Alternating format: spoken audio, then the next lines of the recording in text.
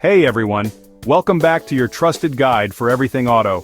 Today, I'm breaking down one of the simplest and most essential DIY car tasks, how to replace your air filter.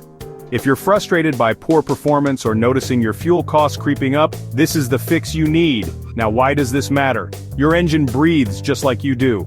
A dirty air filter actually chokes your car, slowing it down, using more gas, and even polluting more. Most drivers have no idea this quick swap makes such a difference.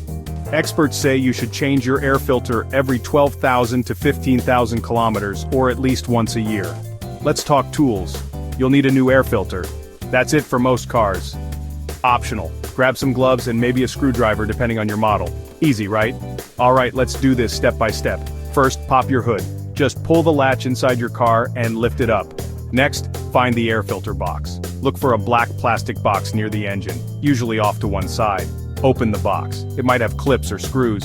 Unclip or unscrew them, whatever your car needs. Now pull out the old filter. Check it out.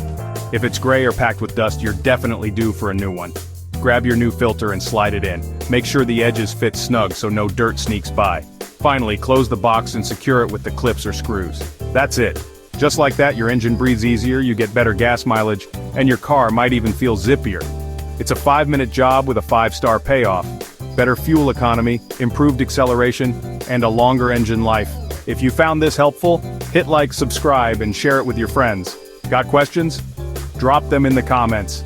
I'm always here to help. Next up, I'll show you how to check and top up your engine oil. So stay tuned.